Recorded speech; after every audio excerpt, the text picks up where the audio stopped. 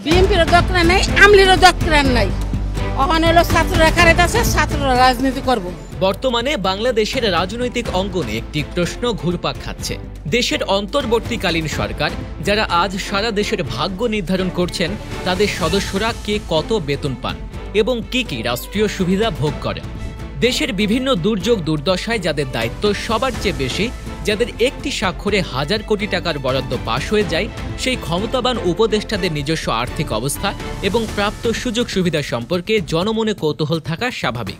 বিশেষ করে যে অন্তর্বর্তীকালীন সরকারে ছাত্র আন্দোলনের কেন্দ্রীয় দুই সমন্বয়ক আসিফ ও নাহিদের মতো তরুণ ছাত্র নেতারাও উপদেষ্টা হিসেবে রয়েছেন, তাদের জীবনযাত্রা কেমন?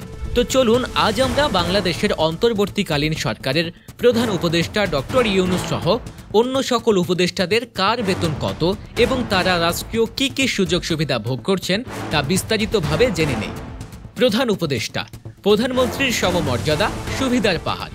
অন্তর্বর্তীকালীন সরকারের প্রধান উপদেষ্টা ডক্টর মোহাম্মদ ইউনূস, তার পদমর্যাদা একজন নির্বাচিত প্রধানমন্ত্রীর সমান। দেশ পরিচালনার গুরুদায়িত্ব কাঁধে নিয়ে তিনি অবশ্যই বিনামূল্যে কাজ করবেন না। অন্যান্য চাকরিজীবীদের মতোই মাসের শেষে তিনি পাবেন নির্দিষ্ট বেতন এবং এর সাথে উপভোগ করবেন একগুচ্ছ রাষ্ট্রীয় সুযোগ সুবিধা। বেতন ও ভাতা। দ্য প্রাইম মিনিস্টার্স বিল 2016 অনুযায়ী বাংলাদেশের প্রধানমন্ত্রীর মাসিক বেতন নির্ধারিত হয়েছে 1,15,000 টাকা। এর বাইরে তিনি মাসিক 1 লক্ষ টাকা বাড়ি ভাড়া পান এবং দৈনিক ভাতা হিসেবে পান 3,000 টাকা। বর্তমান প্রধান উপদেষ্টাও প্রধানমন্ত্রীর ন্যায় একই আর্থিক সুবিধাগুলো পাবেন, যা দেশের কোষাগার থেকে পরিশোধ করা হবে। অর্থাৎ প্রধান উপদেষ্টা ডক্টর ইউনূসও প্রতি মাসে প্রায় 2,18,000 টাকা সরাসরি আর্থিক সুবিধা হিসেবে পাবেন। এই অঙ্কটি কেবল তার মৌলিক বেতন ও ভাতার হিসেব। এর বাইরে রয়েছে আরও অসংখ্য সুযোগ সুবিধা, যার মোট আর্থিক মূল্য অনেক বেশি। আবাসন সুবিধা। বাংলাদেশের প্রধানমন্ত্রীরা সাধারণত নির্বাচিত হওয়ার পর একটি সরকারি বাসভবন পান।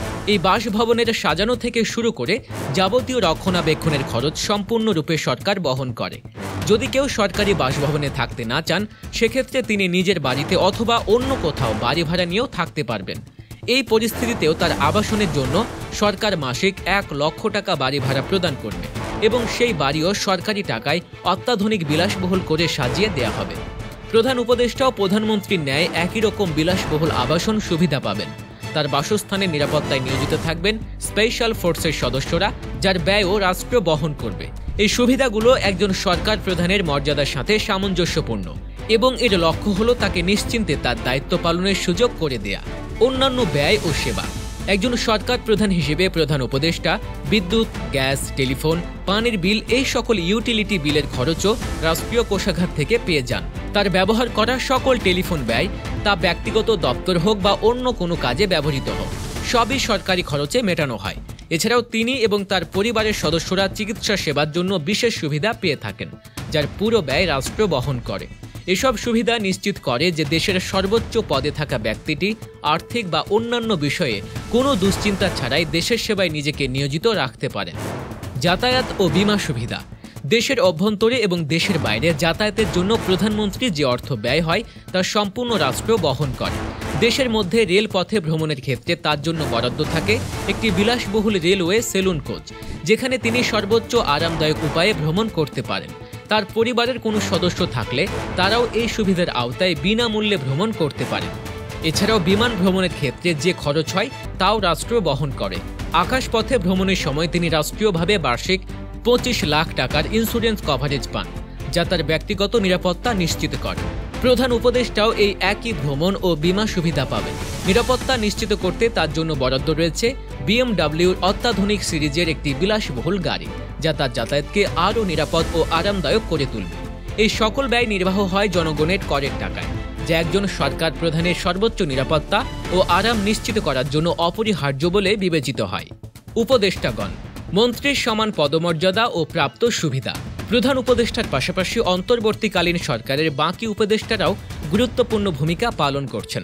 ছাত্রদের মধ্য থেকে বেছে নেওয়া ছাত্র আন্দোলনের কেন্দ্রীয় দুই সমন্বয়ক আসিফ এবং নাহিদ সহ বাকি সকল উপদেষ্টা নিয়েই এই অন্তর্বর্তীকালীন সরকার গঠিত হয়েছে।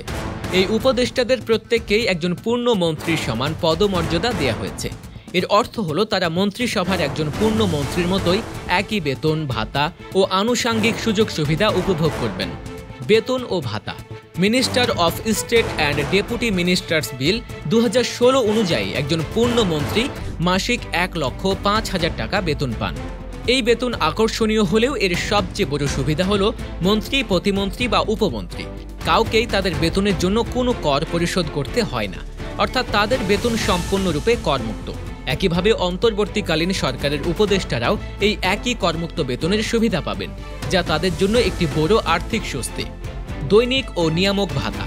সরকারের নিয়ম অনুযায়ী একজন মন্ত্রী দৈনিক ভাতা হিসেবে পান 2,000 টাকা।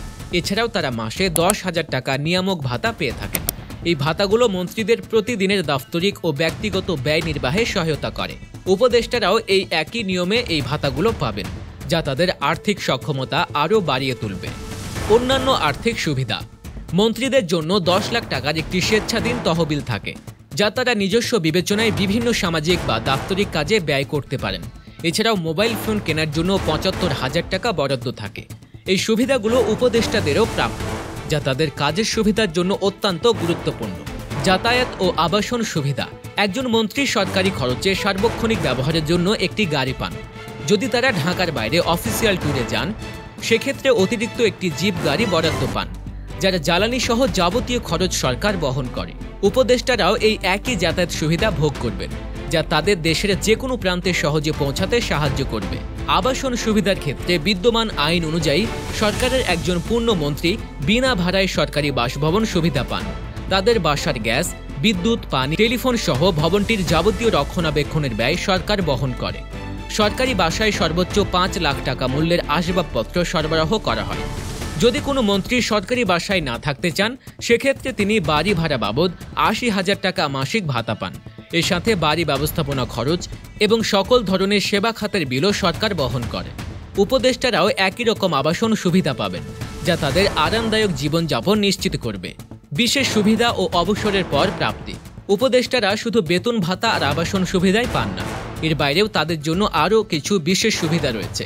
একজন মন্ত্রী যেমন বিমান ভ্রমণের জন্য বার্ষিক 8 লাখ টাকা বীমা সুবিধা পান, তেমনি উপদেষ্টারাও এই সুবিধা পাবেন। এটি তাদের ঝুঁকি কভার করে এবং মানসিক স্বস্তি দেয়। এছাড়াও মন্ত্রীরা সার্বক্ষণিক নিরাপত্তা প্রহরী পান, যা তাদের ব্যক্তিগত নিরাপত্তা নিশ্চিত করে। বাসস্থান থেকে অফিস বা অফিস থেকে বাসস্থান পর্যন্ত যাতায়াতের জন্য তারা বিশেষ খরচ পান। নিজের এবং পরিবারের সদস্যদের ভ্রমণ খরচও তারা পেয়ে থাকেন। এমনকি অন্তত 2 জন গৃহকর্মীর ভ্রমণের খরচও একজন মন্ত্রী পেয়ে থাকেন, যা তাদের পারিবারিক জীবনকে আরও সহজ করে তোলে। এই সকল সুবিধাগুলো একজন উপদেষ্টা একইভাবে উপভোগ করবেন। তবে একটি গুরুত্বপূর্ণ বিষয় হলো, এই উপদেষ্টারা তাদের দায়িত্ব পালন শেষ করে যখন সরকার ছেড়ে চলে যাবেন, তখন তারা সবাই সাধারণ নাগরিক হিসেবে বিবেচিত হবেন। তাদের জন্য কোনো বিশেষ পেনশন বা দীর্ঘমেয়াদী ভাতা নির্ধারিত নেই, যা অন্যান্য সরকারি চাকরিজীবীদের ক্ষেত্রে প্রযোজ্য হয়। এক্ষেত্রে একমাত্র প্রধান উপদেষ্টার দায়িত্ব ছাড়ার পরে সরকারি ব্যবস্থাপনায় 2 বছর আবাসিক সুবিধা পাবেন বলে জানা গেছে।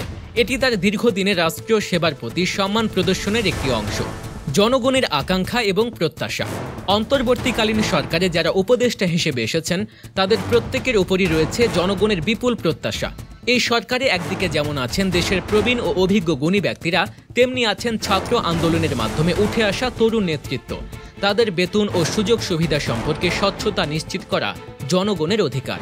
এই আলোচনা কেবল আর্থিক দিক দিয়ে নয়, বরং এর মাধ্যমে জনগণের কাছে এই বার্তা পৌঁছানো যে নির্বাচিত জনপ্রতিনিধিদের মতোই উপদেষ্টারাও রাষ্ট্রের সম্পদ থেকে কি কি সুবিধা নিচ্ছেন তা সবাই জানতে পারছে। দেশের সংকটময় মুহূর্তে এই উপদেষ্টারা যে গুরুদায়িত্ব কাঁধে তুলে নিয়েছেন, তার প্রতিদান হিসেবে এই সুবিধাগুলো ন্যায্য কিনা তা নিয়ে জনমনে ভিন্নমত থাকতে পারে। তবে তাদের কাজের স্বচ্ছতা এবং জনগণের প্রতি তাদের দায়বদ্ধতা এই সুবিধাগুলোর সার্থকতা প্রমাণ করবে। দেশের অর্থনৈতিক পরিস্থিতি, জনগণের জীবনযাত্রার মান এবং এই সুবিধার যৌক্তিকতা নিয়ে জনমনে যে প্রশ্নগুলো রয়েছে, তার জবাব উপদেষ্টাদের কর্মদক্ষতা এবং দেশের সার্বিক উন্নয়নের মাধ্যমেই পাওয়া যাবে। তো বন্ধুরা, প্রধান উপদেষ্টা ও উপদেষ্টাদের বেতন ও সুযোগ সুবিধা নিয়ে আপনার মতামত কি? তাদের এই সুবিধাগুলো কি দেশের প্রেক্ষাপটে যথার্থ বলে মনে হয়? আপনার মূল্যবান মতামত কমেন্ট বক্সে জানাতে ভুলবেন না।